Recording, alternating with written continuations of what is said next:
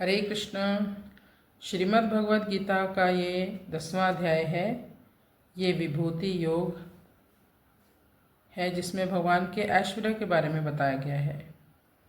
अभी तक हमने 11 श्लोकों का पाठ कर लिया और 12वां और 13वां श्लोक हम इकट्ठा पाठ करेंगे। यहाँ से अर्जुन भगवान की स्तुति शुरू कर रहा है। भक्तों पर भगवान की अलौकिक विलक्षण कृपा की बात सुनकर अर्जुन की दृष्टि अब भगवान की कृपा की तरफ जाती है और कृपा से प्रभावित होकर वो आगे के जो 4 श्लोक आएंगे इनमें भगवान की स्तुति करेगा।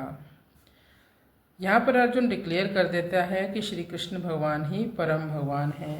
अर्जुन उवाच परम ब्रह्म परम धाम पवित्रम परमं भवान पुरुषं शाश्वतं दिव्यम आदिदेवम अजम विभुम।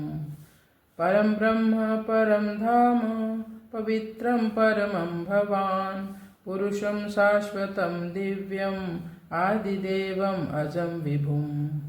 आहुस्त्वां ऋषिया सर्वे देवर्षि नारदस्तथा असितो देवलो व्यासा स्वयं चैव ब्रवीषि मे। आहुस्त्वां ऋषिया सर्वे देवर्षि नारदस्तथा असितो देवलो व्यास स्वयं चैव ब्रवीषि मे।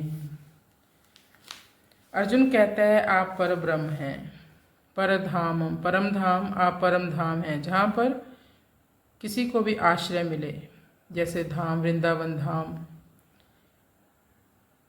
तो आप परम धाम हो प्रभु, आप परम सत्य हो, आप पवित्र हो, आप परम हो, आप शाश्वत पुरुष हो। ऐसा नहीं है कि आपकी 5 साल की सरकार है उसके बाद कुछ पता नहीं। आपकी तो शाश्वत काल की सरकार है प्रभु।